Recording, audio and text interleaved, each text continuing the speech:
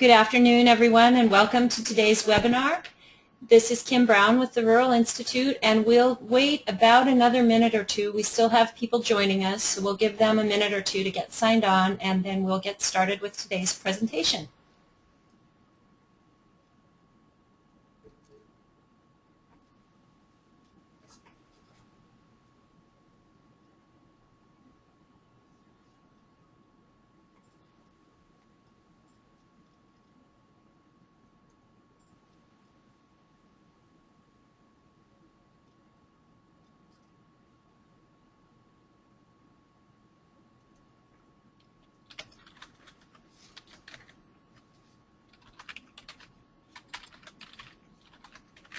We'll give it just another minute. Looks like the signing in has slowed down a bit.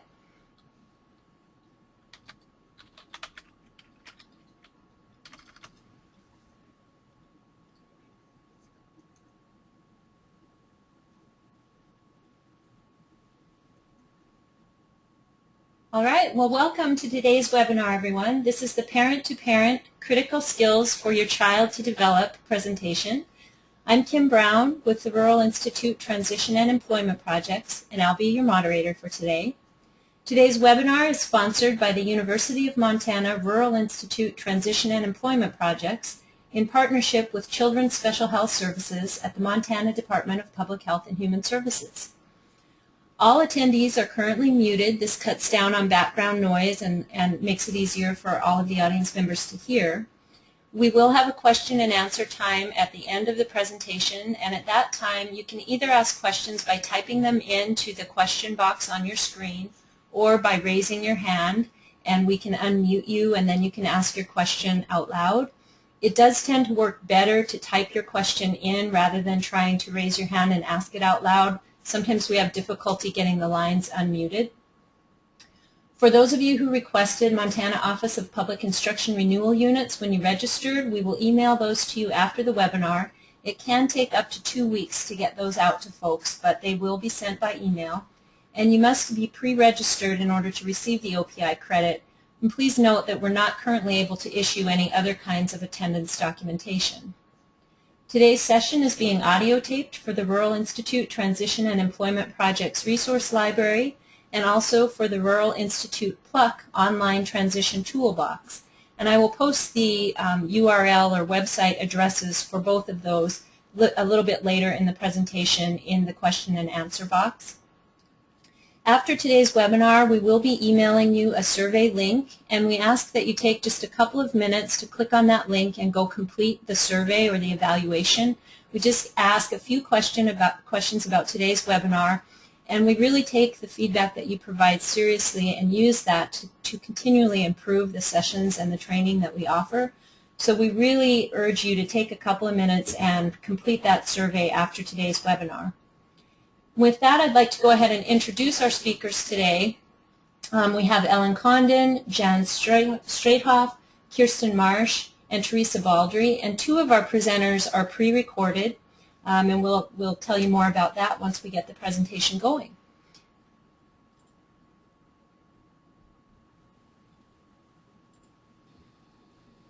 Hi, welcome to today's presentation, What Parents Need to Know About Preparing Their Child for Transition to Adult Lives. We've pre-recorded several parent presentations because it's summer and people are going on vacation, and we didn't want you to miss their stories and their information.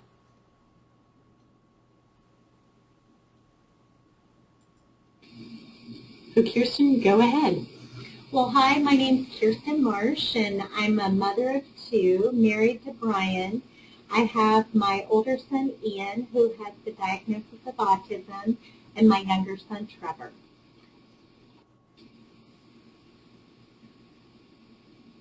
We first received Ian's diagnosis of autism when he was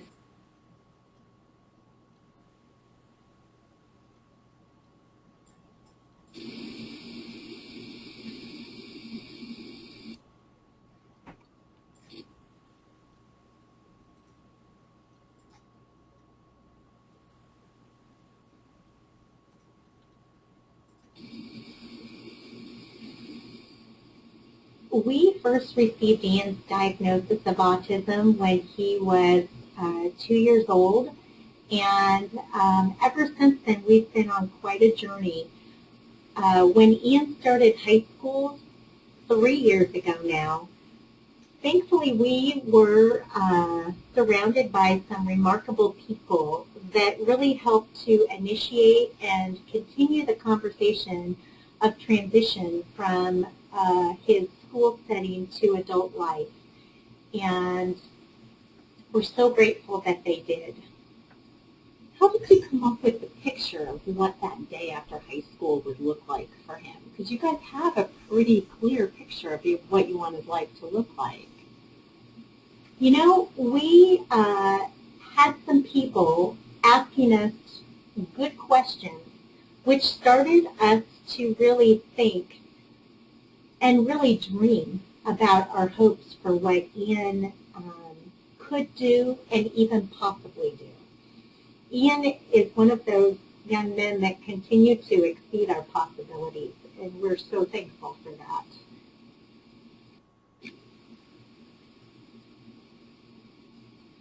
Ian is very active both in his school and his community. Here's a couple pictures of him with his high school youth group, and also operating the PowerPoint, which he does each Sunday at our contemporary worship service at First Presbyterian.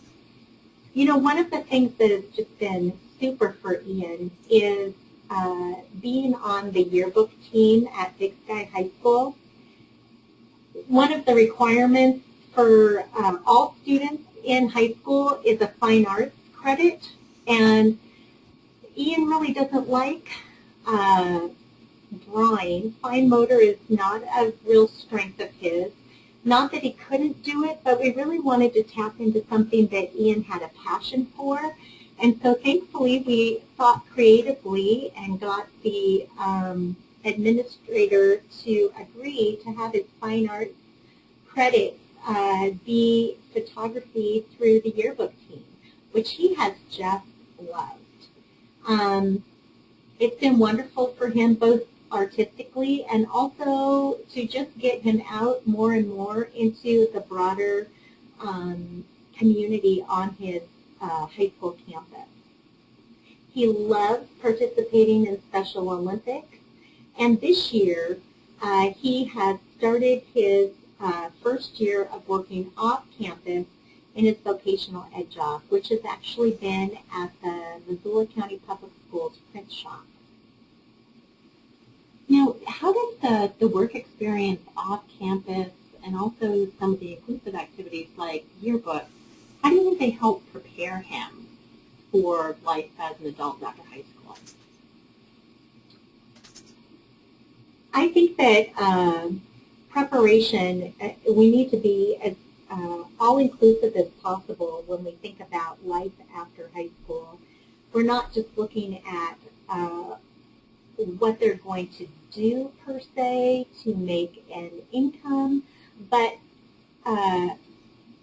what is life-giving to this individual.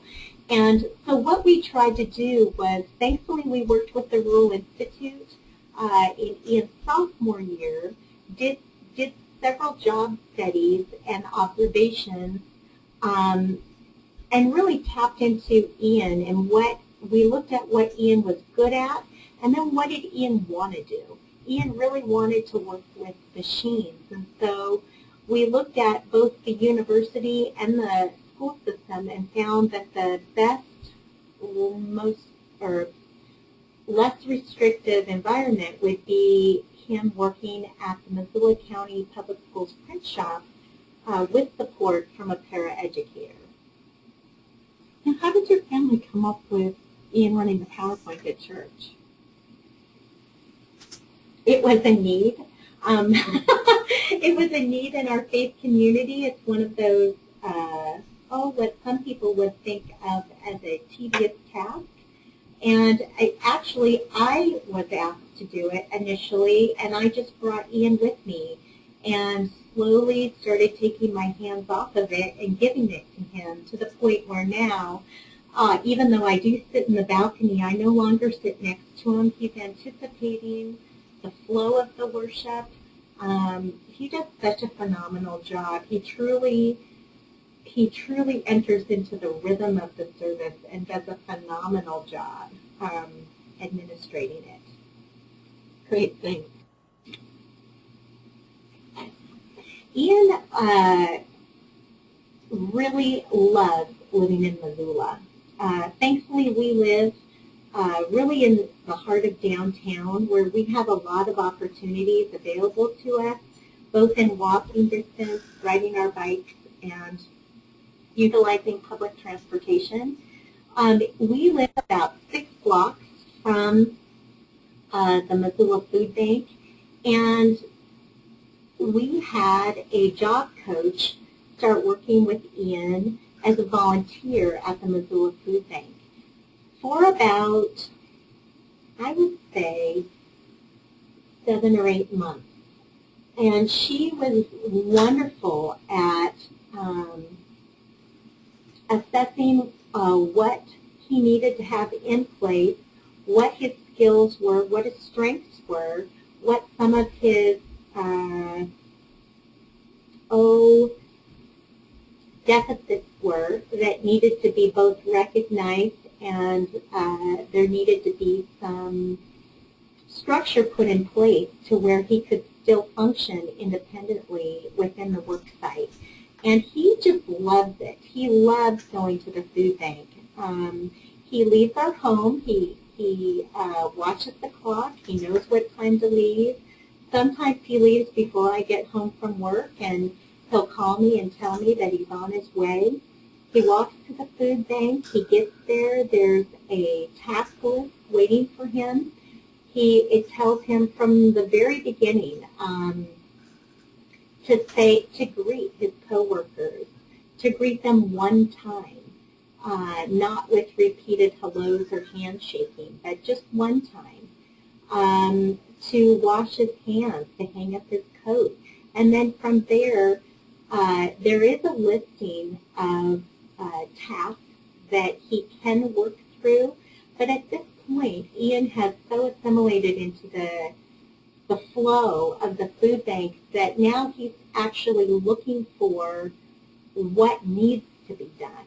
This is huge for someone with Ian's disability, and he is the one that's doing it. We are really excited that he has actually stepped beyond what we had hoped for him.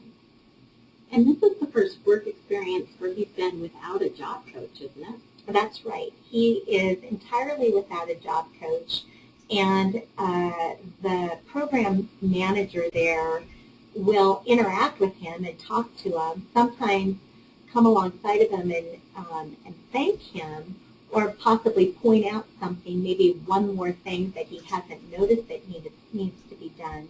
But he does. He does everything independently now. Was that scary to you as mom when it was first suggested that he could walk to the food bank on his own and be there without a job coach?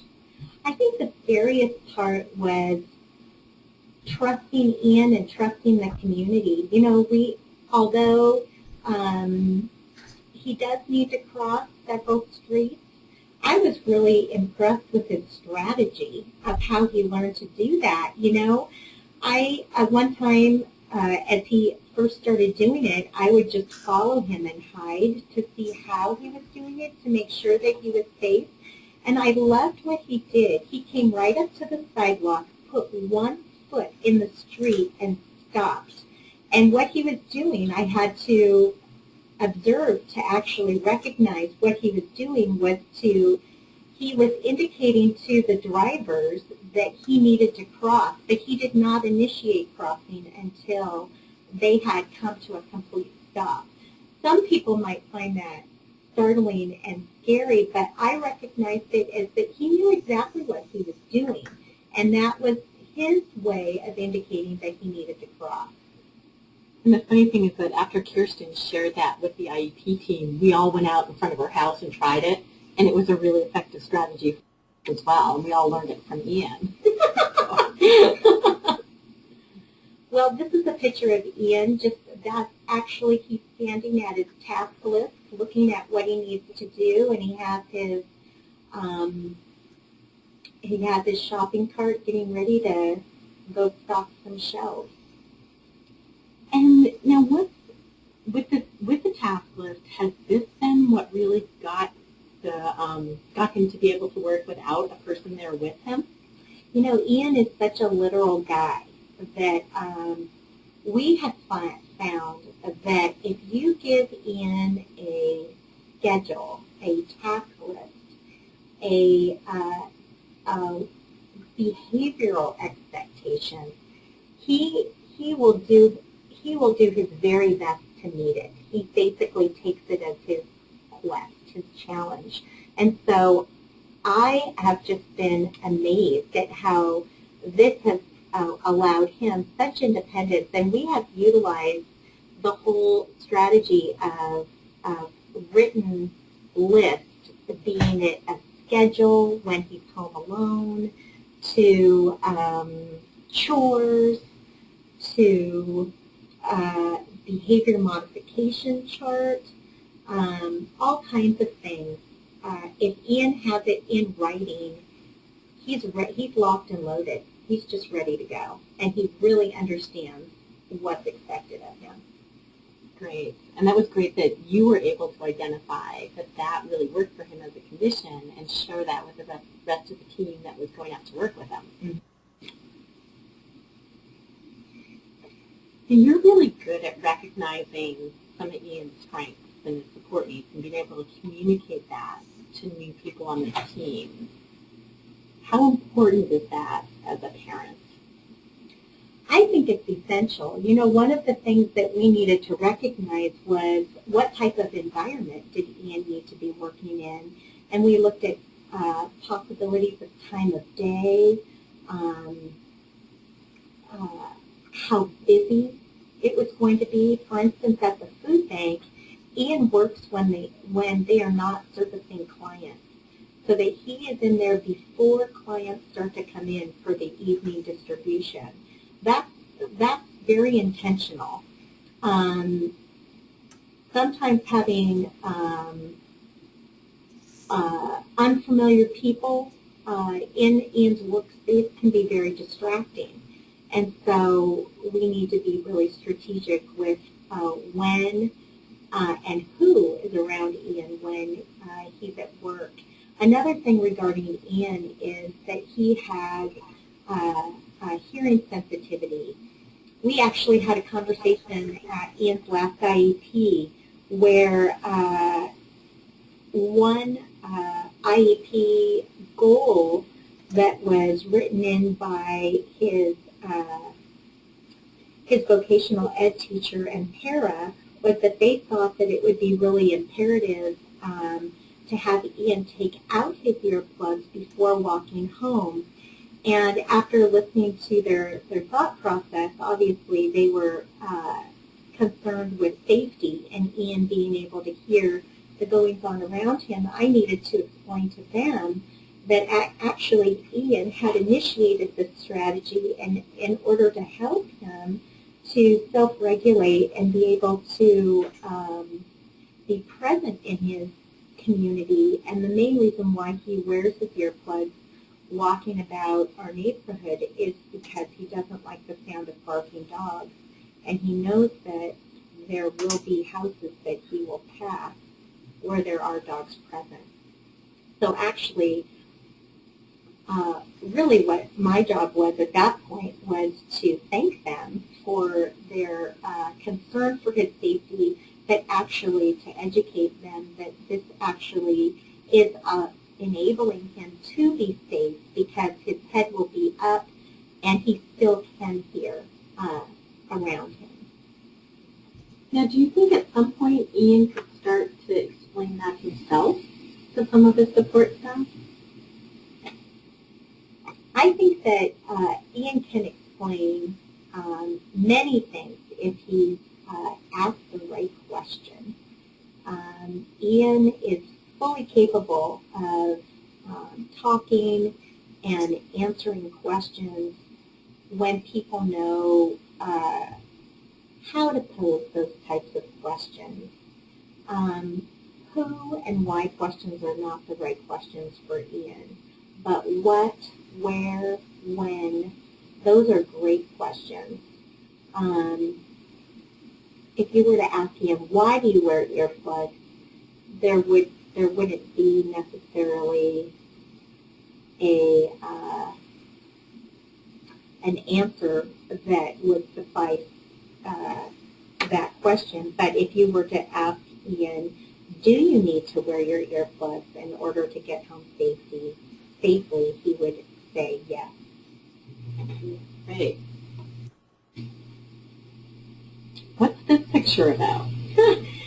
You know, as Ian was getting older, as just for our family system, in order to continue to be involved in our work and other outside interests, we found that there were times when either we needed to have someone home with Ian or we needed to get Ian to the point where he could be home and make safe choices while he was home.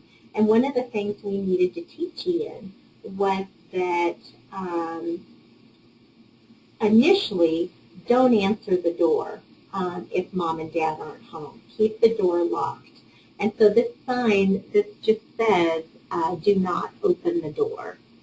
And that's our younger son, Trevor, testing it out. He's even looking at someone familiar, and we're trying to get him to not open the door, even if he knows them. That was our first step. Now, what was your fear about him opening the door if you guys weren't home? Well, because what we had heard from friends was that he would, if someone were to come and knock at the door, he would come and open the door and walk away, enabling anyone to come in and do whatever they wanted to do in our home while we weren't there. It was a safety precaution. Mm-hmm. So this is the way that Ian can be supported to be safe and home alone and confident, and it's using a strategy that you knew already worked for him. Right. The visual signs or Right. We found that one of the, Ian really enjoyed his culinary arts class at Big Sky High School. Just an exceptional instructor, very inclusive, very proactive, and not only making sure Ian had a place in the class, but coming alongside some of Ian's peers and helping them recognize that both Ian could contribute and had a place in the class. He just loved it. And some of the things we did was we asked Mary to send home some recipes that they were making in the class where Ian could replicate at home, because Ian learns best when he repeats the process. So Ian had a lot of fun coming home and making some of the things. And it was really also funny because Ian had some texture issues associated with his disability. And so we found it quite humorous that Ian would eat things that he had never eaten or only eaten one time. He said he didn't enjoy it, but at least he was trying it. because he made it? Because he made it, and it was a written expectation. Yeah, so anyways, it was really fun seeing him both utilizing and making something, and then the self-satisfaction of bringing something to the table for his family. Right. Now, once you started thinking about maybe Ian would live on his own after high school, did what you assigned him for chores and responsibilities at home change at all? It did. You know, Ian went from, making his bed, keeping his room tidy, to starting to clean the bathroom. These are skills that he, these are chores that he would never choose to do, but the expectation was that he still needed to learn them, not they weren't something that he would do on a weekly basis, but on a rotating basis. One thing that he really likes to do, that's very systematic, is the laundry. And so we just let him do everyone's laundry. And he does it. He loves it. And he gets it done, I'll tell you. That's great. And does he fold it and put it away for you as well? Or? The folding is the growing edge, but he will put it away, sometimes in very creative places. So another goal for the future. This summer is going to be an extraordinary summer for our whole family that Ian is really anticipating. We are going to be traveling abroad. Ian loves any mode of transportation, buses, planes, trains, and he's going to get to utilize all of these. But before we go and while we're gone and after we get back, we have some objectives that we're trying to be really strategic with Ian. And these are some of them. Ian just recently had a friend graduate high school, and I was saddened to hear the parent, I guess for the first time, realizing that in the state of Montana, the waiting list is, well, according to this woman, 10 years in order to be receiving services such as job coaches and such.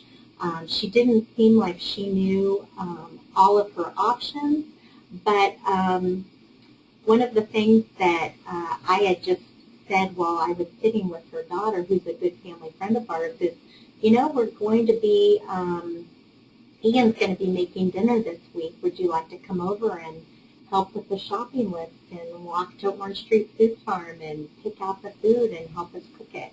Would that be something fun for you? And she said, yeah, that'd be really fun. And so that's something that we're trying to build into be more of a weekly opportunity. But as of right now, it's more sporadic. Ian really enjoys this, though. He almost always will want to make pizza. So we make pita pizzas. But he pretty much knows what he needs, and he'll write it down, and we'll go get it. Thankfully, we have a close market that we don't have to utilize really any form of transportation. We just walk over there with our shopping bags and pick up what we need. But also one thing that we're going to be working on this summer is I would really like for Ian to become completely independent, jumping on the bus and going to the YMCA and working out. He loves going to the Y.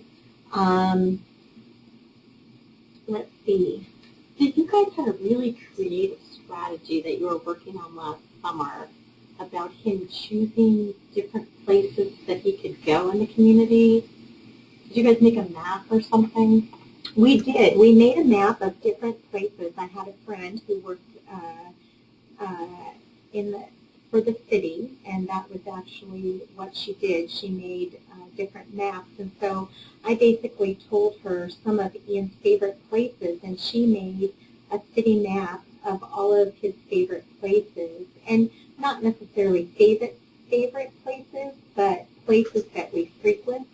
And then after that, I looked at the bus schedule to figure out how we could get to different places other than our car,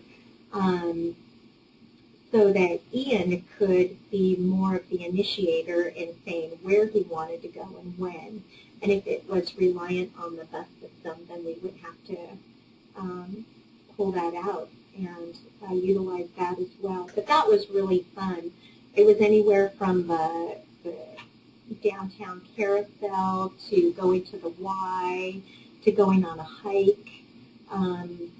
That was really fun, and it actually got Ian less dependent on me coming up with a plan for him and being more proactive in saying, this is what I want to do today. Neat. Now, another question before we end is, sometimes I hear from school staff that they have a really hard time getting families engaged in the conversation about transition planning. Do you have a perspective as a parent on that issue? Do you think families are fearful? Do they not understand the term transition? I think that as a parent, I can only say what I think, but I think that I was under the perception that all of this would be taken care of for me, and by the time that Ian was ready to graduate, there would be something in place waiting for him, and that my life would just go on as usual. And I had to step out of that unrealistic perception and really be much more proactive in familiarizing myself with what needs to happen now, and to be anticipating what would be what would be in place when he graduates. One of the things that we did for Ian, which I found really helpful as his parent, was after his sophomore year, as his sophomore year was coming to an end, we had a pre-IEP meeting where I brought in, I would say, probably 10 people, strategic people. I was bringing in people that I considered experts in different areas: transition, community. I brought in his teachers. I brought in his caseworker from developmental disabilities. And what our objective was to basically come up with, well, first we just dreamed. What do we hope to accomplish in these next 2 years? And then we got much more strategic in looking at, okay, if this is what we need, if this is what we hope for Ian, then what do we need to do in the next 2 years to get him as close to these dreams as possible? And I'm so thankful that we did that, because, boy, it made us much more productive and purposeful at his IEP, which followed in about 3 weeks. I'm really thankful that that some of his educational team came. That was their choice. They volunteered to come, but I'm really grateful that they did, and they recognized the value in it. I think that it would be an amazing model for people moving towards the transition years, be it 14, 16, definitely not later than 16.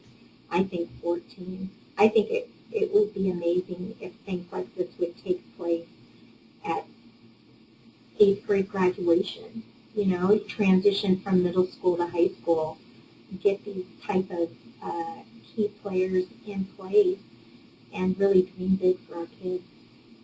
A lot of school systems around the country are choosing to continue implementing transition planning at the IEP in which the student turns 14, instead of following the changed federal law to 16.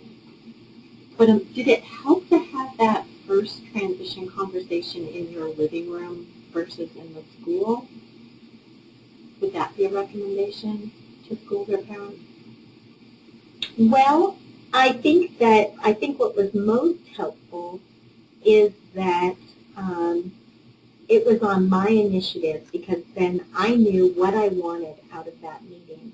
I wasn't just coming to attend a meeting and to hear what other people were thinking and hoping, that I had put some thought into it prior and been strategic in getting people to that meeting.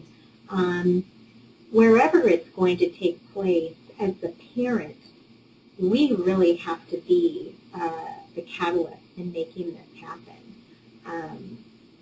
I have learned, we've had remarkable people work with our son over these last 18 years, but I have learned the hard way that I need to be very proactive in not only putting forth the objective and and how we're going to meet that.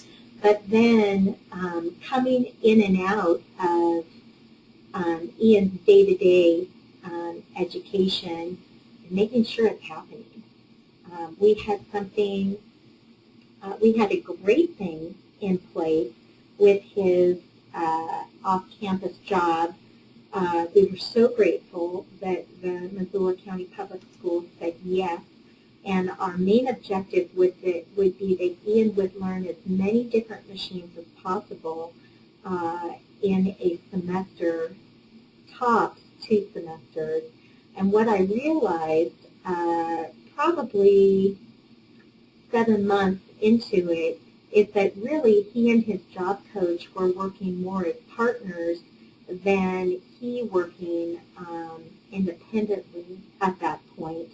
And even though we only had about 4 weeks left, I basically had to come to the team and say, okay, this is what needs to be in place, mainly these written instructions, plans, in order for him to be functioning independently and for her to just be more of someone observing than sitting next to him, picking up one pile and moving it so that he'll pick up the other. He doesn't need that, and he knows it. But if someone's going to do it for him, he'll let him.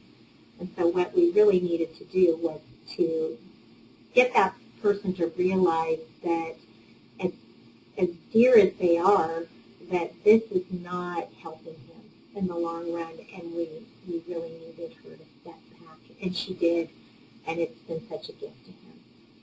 So you're really recommending to other parents to really make sure that you're on top of what's happening at school and in transition planning, because you really believe that the parents should be believing on the transition. I think so, absolutely. I have so much to learn. There are so many people that know much more than I do, but I do know that I know my son better than most. And if I'm not advocating to make sure that his objectives are being sought after and met, I can't expect that other people are doing that if I'm not doing it myself. Okay. Well, thank you so much for your time today, Kirsten. And we will be moving on to the next presenter. And Teresa, before you begin, this is Kim, and we did get a couple of questions that are specific to Ian, and so I wondered if Ellen, if you might be able to answer a couple of these. One question was Ian's job coach through VR, through vocational rehabilitation? No, she wasn't. She was funded through a grant that the Rural Institute had to do some transition. And so he was only a sophomore at that point, so VR typically wouldn't fund job coaching for a work experience that early. Okay. And then how do you plan to go about working on Ian's communication with supervisor and coworkers? You know, part of it is finding a place where that isn't a critical component to his job, because he's never going to be Mr. Chatty and social outgoing guy. That's not who Ian is. However, part of what we were able to do, you know, part of a habit that he had gotten into is that he would go say hi to people multiple times and want to shake their hands multiple times and then hold on to their hands for an extended period of time. And that's where we were able to use that strategy of just writing down what the social rule was to say hi to your coworkers, just shake hands once. But overall, we're really focusing on job match for Ian in a place where some of the things that aren't his strengths aren't going to be asked for in that environment, because he's got some amazing strengths and contributions that somebody is going to want to pay him for. Great, thank you.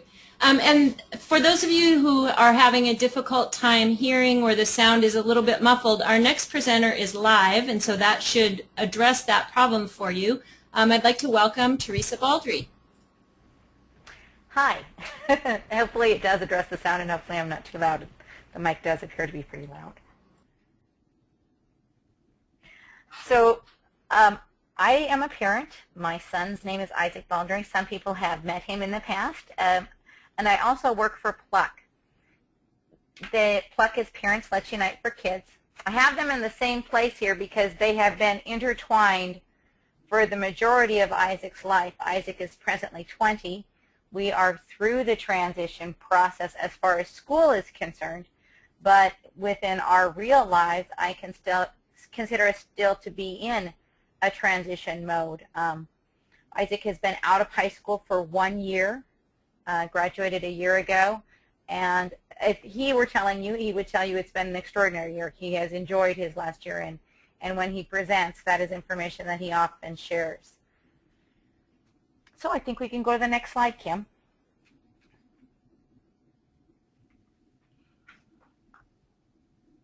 So, no, I'm not seeing it on mine. Okay. I took this slide from Isaac because to Isaac, transition was all about turning 18 and that freedom of being an adult. I liked that he still saw that as an important piece in his life also, that the limitations that he tends to deal with on a day-to-day basis did not affect how he viewed this milestone in his life. He was very excited to turn 18. He had 3 older brothers turn 18, and he was looking forward to this important event. This was going to happen prior to him being a senior. He would still have a year of high school, but it was important to him to be 18. We also knew, because of how other milestones had gone, such as turning 16, that we needed to be well prepared for what these changes were going to be. At 16, a lot of people were focusing on driving, and that was a difficult milestone for Isaac to reach and have to work through. So we knew this time we needed to be a little better prepared for how he would deal with it. We learned also at that transition that when it's one of these important events, Isaac needs to be an active participant in how and what decisions are made. We could have looked at what would driving look like for you and done a lot of exploring of that. But in the end, is what it needed to be is, how did Isaac see driving? Did he see that as something that he would be able to do, that he wanted to be able to do? Did he understand the responsibilities tied to it? And in the end, it was his decision not to move forward with driver's education. He did learn about what modifications he would need and what that would look like for him. But at this point, fortunately for us, or in the real world, he's decided that's not quite where he wants to be, and that maybe at a later date, around 21, he'll revisit it. He sets time frames for when he's going to revisit that. Not that he couldn't bring it up sooner, but kind of to re-explore what that would look like for him, and is it something that he's interested in. So at 18, we knew there were going to be a lot of responsibilities that were going to shift to him, and how was he going to be able to make sure that his opinion and his choices were heard, because the majority of his disability involves physical limitations, one of those being speech. But he has a great deal to say, and his opinion is valuable and what needs to be moved forward. So that was really for us that wake-up call. He's going to be 18, and although for his siblings we could do a lot of trial and error while they were still at home, the focus more was, here are our house rules, even though you're an adult. Isaac would not have been challenging those house rules. He would have been more the person to follow whatever house rules had been established, and needing support so that others outside of the family valued him as an adult. So fortunately, I guess we can move to the next slide. I do work for Pluck, and we were able to, through a project that we were doing collaboratively with the Rural Institute, at that time Isaac was on the Montana Transition Training Information Council Center Board, to look at this issue. What does that really look like for Isaac? Because I had been able to go to a presentation by Marcia Katz, and I didn't want to have guardianship over Isaac. I knew terminating his rights was not going to be in his best interest. We had spent so many years teaching him that his opinion mattered, that what he had to say counted, that taking that away at 18 would have made no sense and could have been, for him, a devastating decision. We needed to find a way to continue on the path that we were on of encouraging his involvement and his rights without while still providing him the support that he would need. So we were able to get together a group of people in Helena and start to look at what options there were for individuals besides guardianship. And that's where the Alternatives to Guardianship project was kind of born. That's where that came out of. It's located on Pluck's website. So if you go to www.pluck.org, it's the very bottom link on our homepage. I've included the link just to go straight to it. But there were a lot of things to think about that would change. In the forefront to us, unfortunately, was the educational piece, the IEP. We would be doing that transfer of rights, and did Isaac understand what that would mean, and how could we prepare him for that transfer of rights? How could we ensure that his voice was again heard within that education forum? And that's where the sample forms came from. So we came up with a form that allowed Isaac to have an advocate to assist him in an IEP meeting, that he could have a plan for what he wanted to communicate, that he understood that he could agree or disagree. And we'd been fortunate in the past when Isaac was younger and things didn't work in school, he had learned the power of his choice and his ability to advocate for what he needed.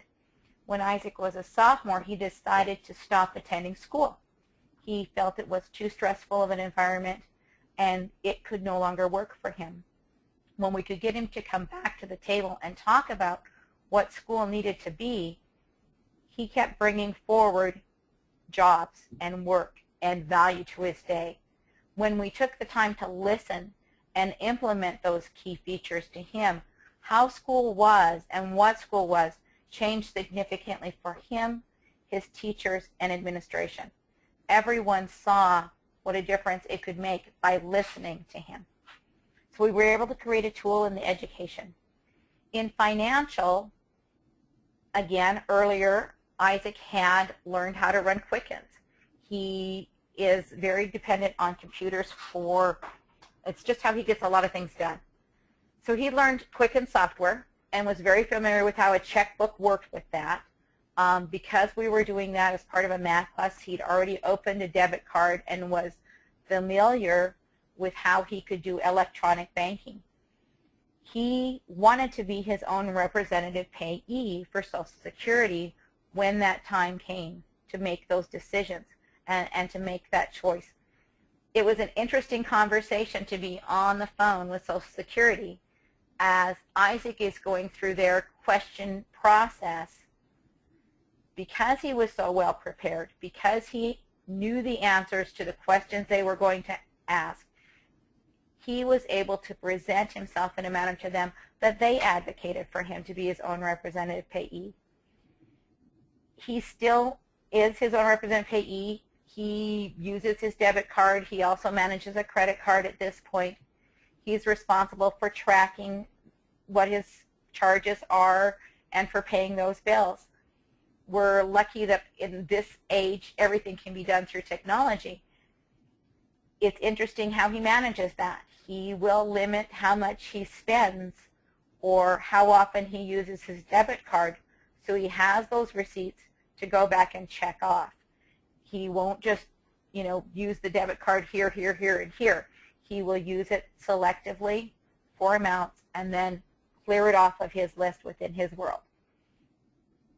Medically, we were going to need something to talk with doctors, and unfortunately that issue was going to be forced, ready or not.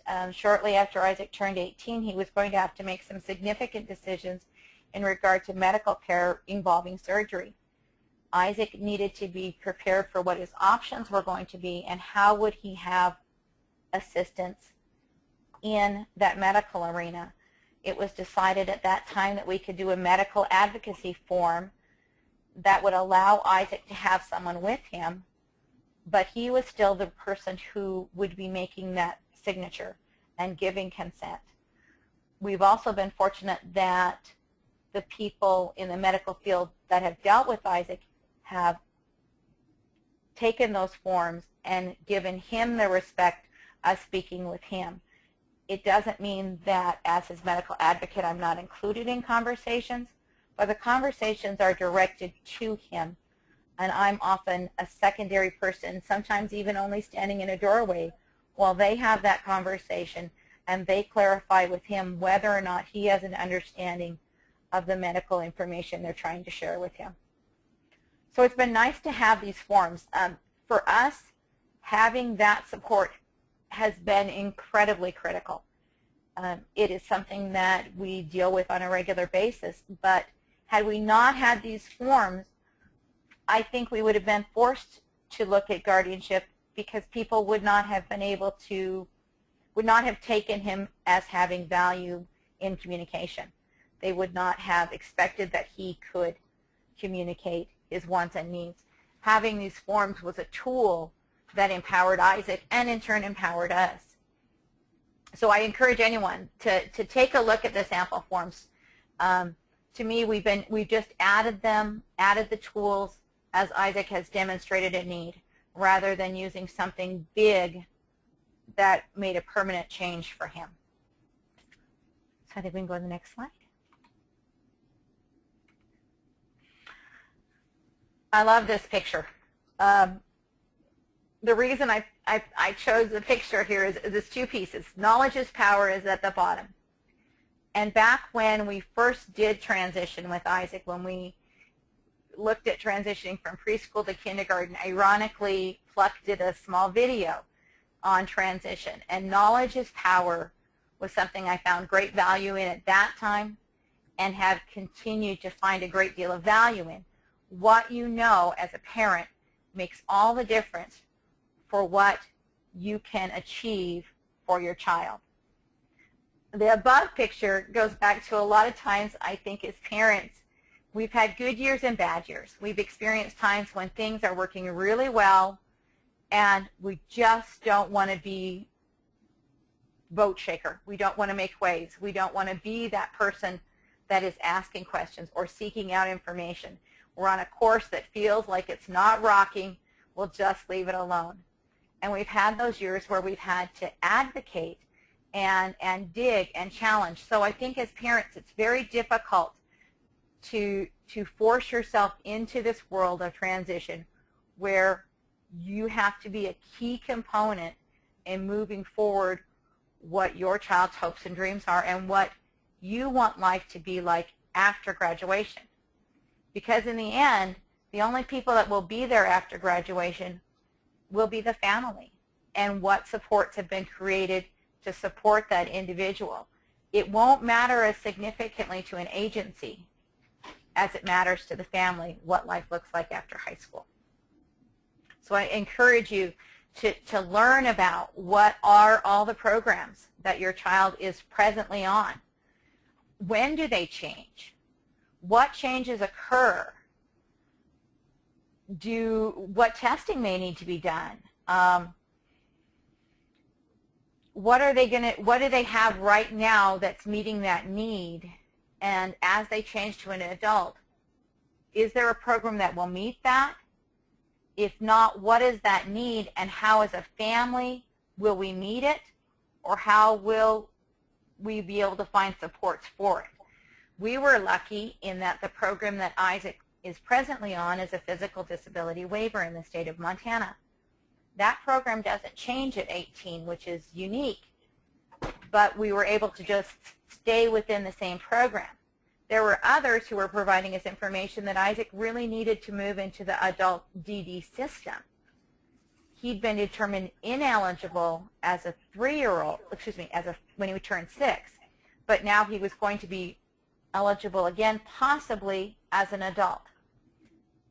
We needed to learn more about what qualified him in each system and what was going to best meet his individual needs to provide support for him. I'm very grateful that we were able to stay within the physical disability waiver program because that truly does meet his needs and is the best fit for him. Next slide, please. Be prepared. As much as I want to encourage you to learn about all the programs and what all surrounds your child and provide support, you cannot be prepared for everything. We, on a regular basis, run into situations that we never could have prepared for or didn't see coming.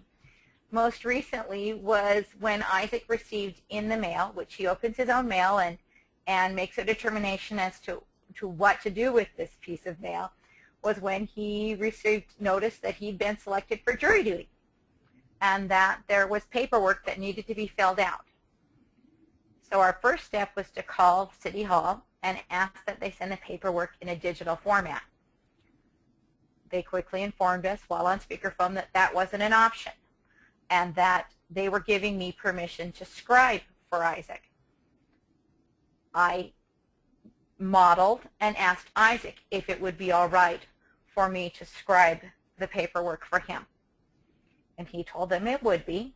So we filled out the paperwork and took it down to City Hall to deliver the paperwork.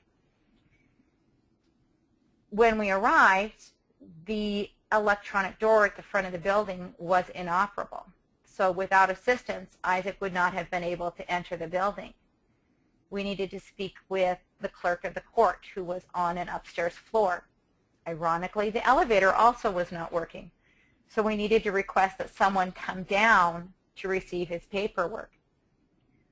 When she walked in the room, her immediate determination, because of his physical appearance, was that he was unable to serve as a juror simply based on the way he looked. She wanted him to ask for a permanent excusal based on his inability to be a juror. I asked Isaac if that was all right. Did he need to be excused because he was unable? And he informed her no. He did not need to be determined unable. In the end, she finally decided the best thing to do was to write on the paperwork that the building at present was inaccessible. That seemed logical, as it truly had been inaccessible, and that she would ask for a permanent exclusion based on that. Isaac recently, in the last couple of days, received paperwork back that he'd been granted a temporary exclusion because the building, although at present was not operable, they had every intention of repairing the inoperable pieces that had been ordered. We couldn't have prepared for jury duty. We couldn't have seen that coming. And then the last step that we had to talk about was, what do you want to do about this? As an adult, this is your choice. Are you okay with how this went? What would you want to change or wouldn't want to change? Isaac has challenged accessibility in the past. He knows what that involves. At this particular time, he chose not to challenge that accessibility piece. He wasn't really interested in becoming a juror. He didn't feel it was his fight to take on. But had he chosen to do that, then we would have looked at how we could support him in that choice. So even though we try to prepare for all these things, there's always going to be pieces that come in the mail or to the door that we have to address. Next slide, please. When is it too young to start? You probably can guess that I chose these pictures on purpose. I think 16 is far too young to start preparing for transition. And I think realistically as families, we start preparing our kids a lot sooner for transition. I think part of the battle that goes on again for families when we start talking about transition is we have to deal on a regular basis with the grieving process with our child's disability. When we look at what they can do, we are often confronted with how they're limited in that activity. So I think it's an ongoing process of transition. I don't think it starts or ends at a particular time.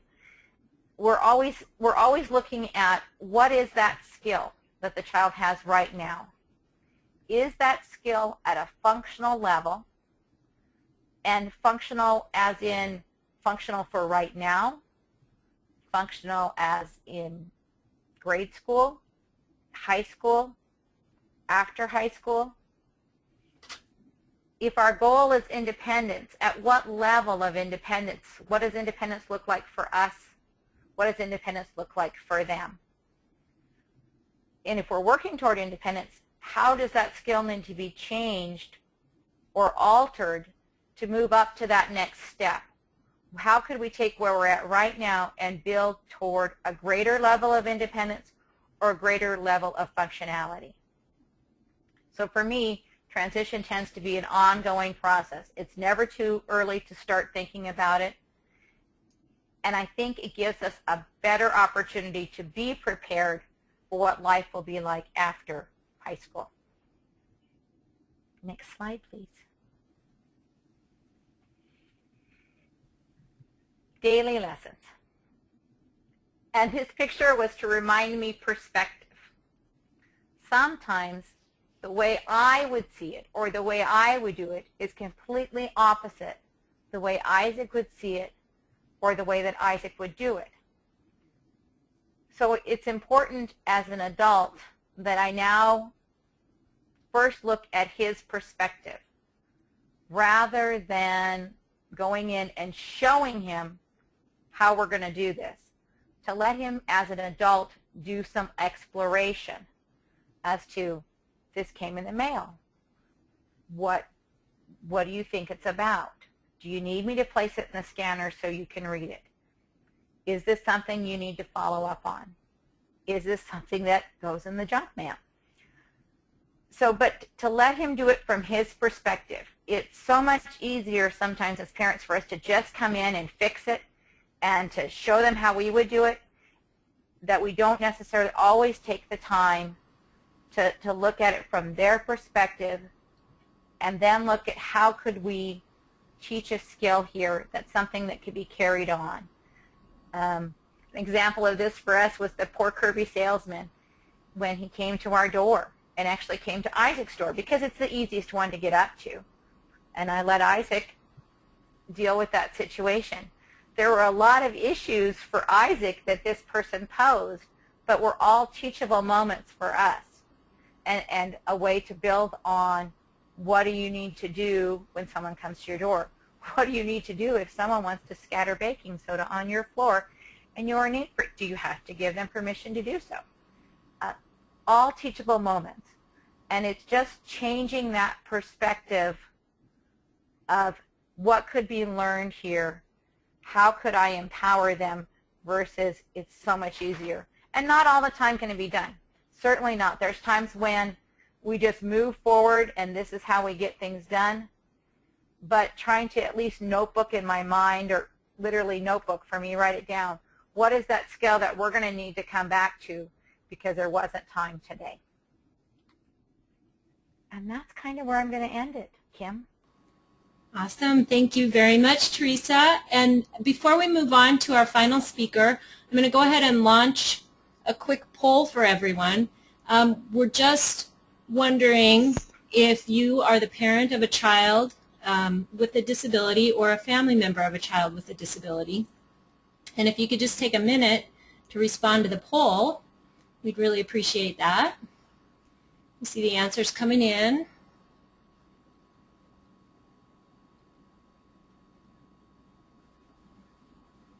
Looks like we're at about 48% yes. Oh, it's changing again.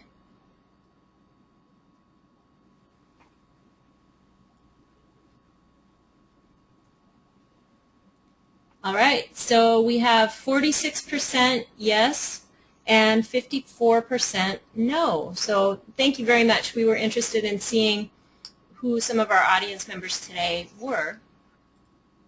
And with that, we'll go ahead and move on to our final speaker of the day, Jan. And Ellen will also be covering a couple of Jan's slides for us. I'm going to introduce us to our second presenter of the day, Jan Strudhoff. And Jan is a mom that I've gotten to know over the past couple of years. And she is a daughter of Natalia, who she's going to share some information and stories with us today. Natalia is 17 years old, and she's just finished up her sophomore year of high school, so she's got 2 more years before she graduates. And so I've asked Jan to come and kind of share her perspective of a parent who's in the throes of transition planning with other families and schools about what she's learned and what she'd like to recommend to other people. So go ahead, Jan. Part of being a member of this family. So what are some of your goals for Natalia when she graduates from high school?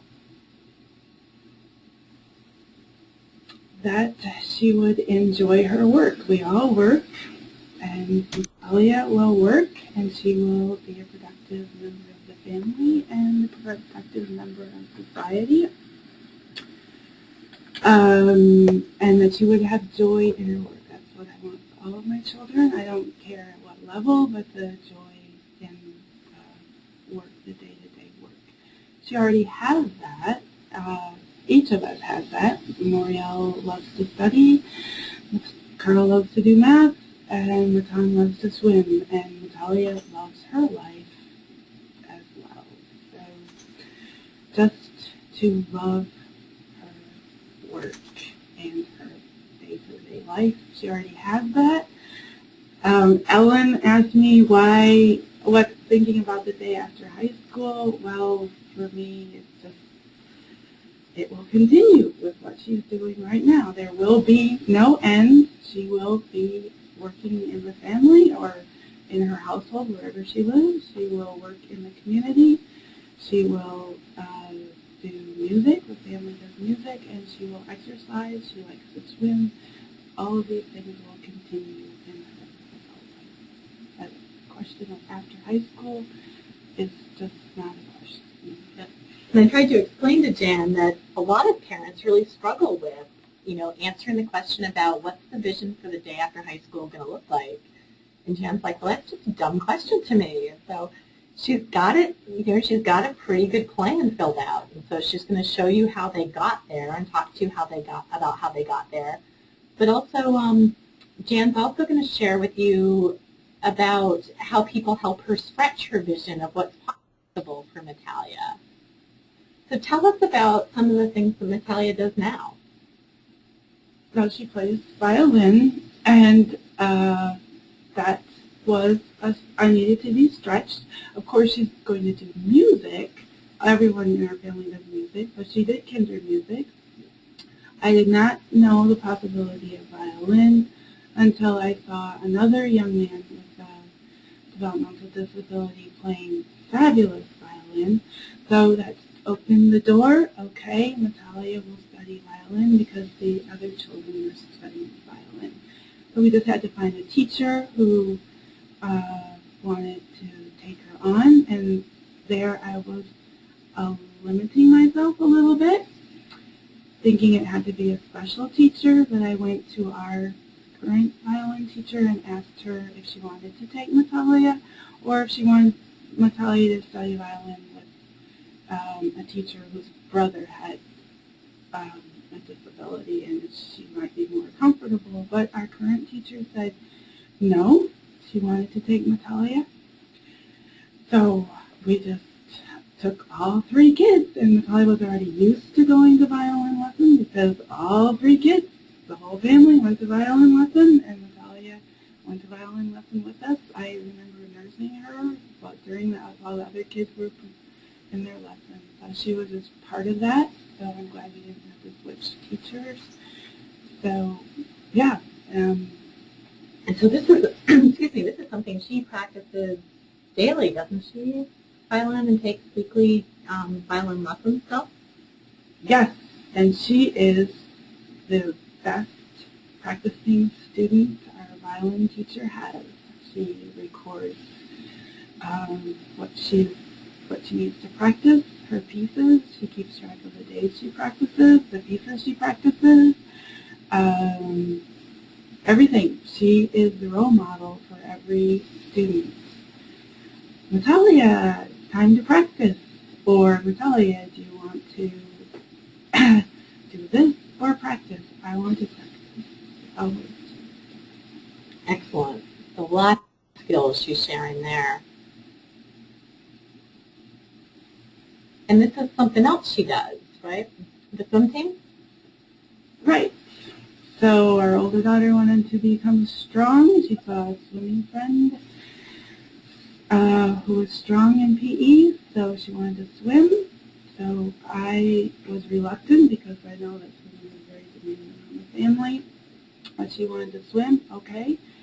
Moriel will swim. All right. The whole family will swim because I'm not going to cart people around to different activities. So Matan and Moriel started swimming. Natalia didn't swim yet because in order to join the swim team, she had to be able to swim the length of the Grizzly pool. So that was a process to get her on the swim team. But the goal was Natalia would swim. She already had the atmosphere of going to swim meets. And so we just had to take our time, get a private teacher, get her on bronze. Now she swims completely independently of me. And that was always the goal, for me to move away from the locker room, and then from actually getting her to the pool because I wanted that time. So I had to think about locker room and taking a shower with a bunch of girls, and so right away I was thinking about teaching her the skills of taking a shower and doing all the routines so that I wasn't doing it for her. And it was interesting. In the locker room, other moms were washing their daughter's hair and doing it for them, getting their shampoo, and I was the new mom in the locker room, trying to work myself out of the job, getting Natalia a certain routine to do what she needed to do, and then I would meet her outside the locker room. But now I've moved back, and I don't even have to go with her to the pool. She could walk to the pool, do practice, and walk home again. So how far is it from your house to the pool? How long of a walk is that? Mile. So she's walking a mile each way on her own to the pool. And then in the summer she uses a different pool, right? Right. So when she had to take a bus to that pool, it was the same idea. How for me to work myself out of a job, I didn't want to take her to the pool and pick her up again. I wanted her to be able to go to the pool and come home again on her own. Great. And so that's something she can do as a young adult in the community. So she's also part of theater, and why is that kind of, surprising to some people who first meet Natalia? Can you explain that, Jen? Because she's very quiet and she might not look you in the eye to greet you. So she's certainly not your outgoing, typical actor. But one thing that we learned about Natalia is that if she has a script, because she does have speaking roles in the theater, she memorizes it and she will use it as a visual cue to speak. And so this is something that Jan's been incorporating into work for Natalia. When she needs to ask for help or when she needs to greet or say goodbye to coworkers, if she's got a script, that's something that she will use. Otherwise, she may just not speak at all. So the picture on the right is actually a picture of Natalia's first work experience. And Jan and I were kind of struggling to figure out, like, now that she's a high school student, what would her first work experience be? And all of a sudden we both looked at each other and we're like, oh, we're making this way too hard. Obviously the theater, because that's when her face lights up, is when you ask her about the theater. And so Jan, you negotiated the theater position, right? Right. And the stance was that I would be with her and we volunteered together. But what was great about it is we met some very nice, fabulous house managers and who feel comfortable with Natalia and know what to expect and how to help her look good and do her job without me there. So now she can walk to the theater, do her job, usher, and walk home again without me. Excellent. And you've developed some other positions for her as well. And so you were going to talk about just kind of what you're learning and what you're thinking about as you're choosing work experiences. We had a meeting at school yesterday to plan for the summer and next year. Do you want to share some of that? Well, it's very exciting and it's fabulous to talk to other people because I tend to think narrowly and open up to the possibilities, but also thinking about what is more important, lots of different experiences or working independently to show, demonstrate Natalia's fabulous work that she can do on her own and what she needs from the work experience to do that on her own. Just the conditions that would be necessary so that she doesn't need someone there all the time. And in Montana, as we're planning for a work life for somebody who has some ongoing support needs, what families are up against is that even though young adults with developmental disabilities are eligible for supported employment services, there may be a wait list for these. So if youth have had some experience while they're in high school working independently of a job coach or a paid support person, they're far more likely to go directly to work when they graduate. So starting early is really helping position Natalia to go right to work and earn a paycheck rather than waiting for support. And so the library was another position that you developed as a work experience, right, Jan? Right, because we go to the library a lot. And I just thought it was natural for Natalia. And they had a volunteer program where she would go through one-day training with other teenagers and find different things that Natalia, each person wanted to do. So we went to that together, and we presented ourselves as working together, volunteering together. That was all very fabulous.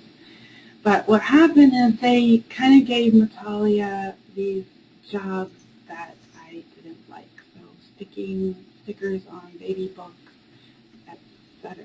And I wanted her to learn how to alphabetize books or even shelve books.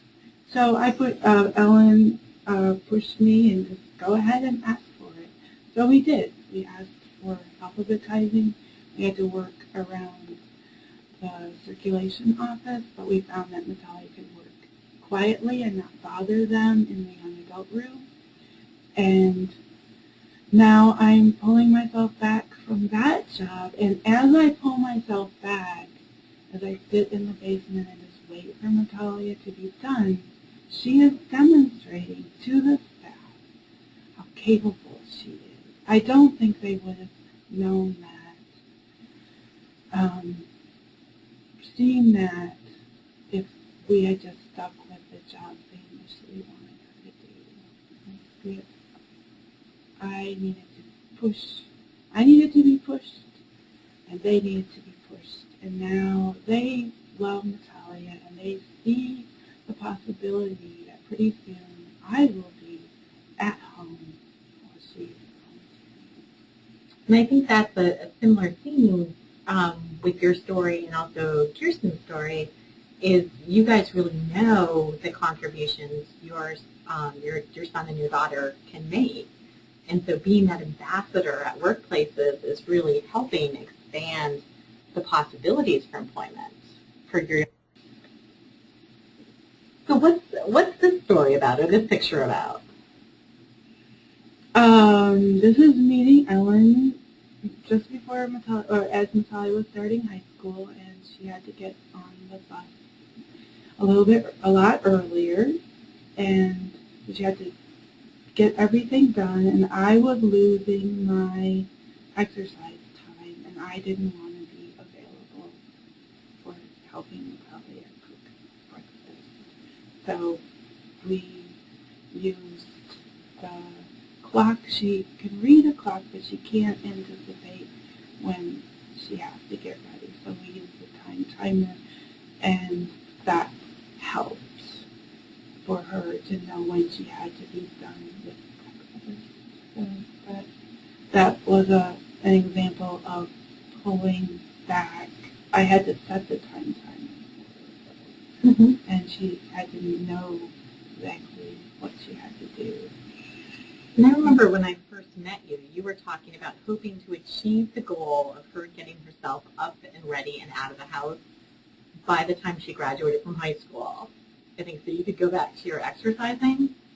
And I think you guys told me it was by the end of the first quarter, if it took that long, that she was doing everything on her own. You just set the routine and the expectation and gave her the strategy of using the time timer, and you were already working at downstairs. Yeah, despite shit, and that's another key that we need to keep saying again and again. What's that? Don't limit yourself. And if you see yourself, no, you won't see yourself unconsciously. I have limited Natalia, but people have helped me see those unconscious limitations. So always surround yourself with people who are pushing you, and always be thinking, where am I limiting Natalia? And people that I have come in contact with, such as Ellen and Kirsten and other families, and just looking in the community to see what's happening. I'm always thinking, how am I limiting Natalia? And anytime someone says one little thing, double think, am I limiting Natalia? And so Jan does set her sights very high for me. What this picture is of Natalia's small business. She inherited this loom from her older siblings. All the siblings had been making pot holders as something they did with, to make gifts that were handmade and give them to teachers as thank you gifts. Natalia continues to do this as a young adult and has actually started a small business where she sells the pot holders throughout 5 different businesses in Missoula. And part of what she's working on with the business is to make the phone calls to the employers using a script and ask what colors they need and if they need to be restocked. And then she has to go into the business and speak with the employers. Her voice tone's still quite soft. People don't always hear her, but at least our mom's developed a strategy through which she can actually share the piece of paper with the script on it with the person if they don't understand her. So she's able to communicate effectively. It's just differently for Natalia. So go to the next slide, Kim.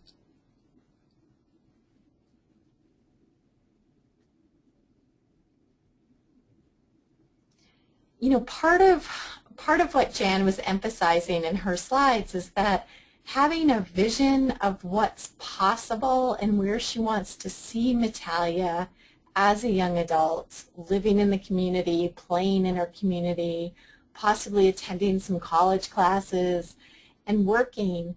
Having that end vision really helps her identify what's important to work on for skills at home and to emphasize that the school work on through the IEP.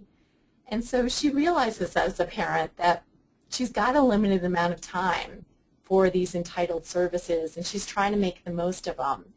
What she has expressed is that she doesn't always look to, for the biggest goal for Metalia, but when it's suggested to her what's possible and how it could be gone about to achieve that goal, she's really, really open.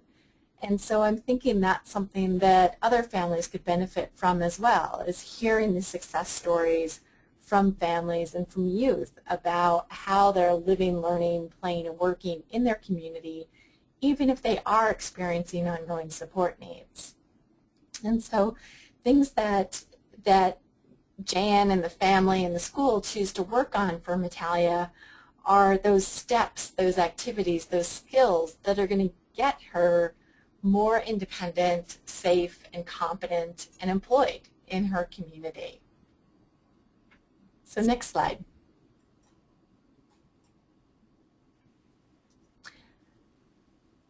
One question that I wanted to ask Teresa is the same question that I'd asked Kirsten about, all three families were talking about the need to get families engaged, empower them, connect with them early so they really can establish a vision for what they want for their son or daughter. Again and again, I hear from schools that they're having difficulty connecting with families. And what I asked Kirsten was, do you think this is fear? Do you think families don't know what a drastic change there are in services between high school and adult services? Teresa, since you work with several parents or multitudes of parents through your Pluck job, do you have any perspective on this? Well, I think it's a variety of things, a variety of issues that affect families. For some families, it's that fear of, head in the sand.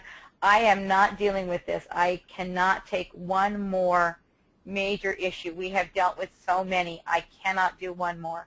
For some of them, it is truly a belief that schools are going to manage this, or a combination of schools and DD are going to manage this, and it's not something that I need to be actively engaged in. That's why I think it's really important to be engaging the parents both in the IEP in school and in the individual family service plan within the DD system. How are we empowering parents in both of those roles so that they're better prepared when transition comes along? So prior to transition, preparing them to be active participants by using what information they're sharing so they value their input. So again, I think it's just a couple, there's a couple different pieces that come into play there. Okay, and we are just about out of time. We have 2 questions come in. Do you mind if I ask those real quickly, Ellen? No, go ahead. Okay, the first was, this was directed to you, Teresa. The alternative to guardianship forms that you described, can families use those forms in all states? When we developed those, we did those with folks that work within the state of Montana. So if you were looking at using those forms outside the state of Montana, some of the people I would contact would be your independent living centers and see what they are using or how familiar they are with alternatives to guardianship. There are several other projects, mostly through independent living centers throughout the country. Thank you. And then this one is directed to you, Ellen. Is it possible to get a copy of, or to get the templates for the portfolio presentations that you were sharing? Of this, what the parents were sharing? Yeah, and I think the question is around portfolio templates, which we do still have on the Rural Institute website. Right? Yes. Yeah, and we're actually going to be having a whole webinar on the portfolio coming up on August 16th from 1 to 2:30. But there is a template on the Rural Institute site, and if you have specific questions, send me an email. And if you want some new examples of portfolios, tune in on August 16th, because we have several board members who are creating their own through a long-distance work group, and they're coming out really nicely. Great.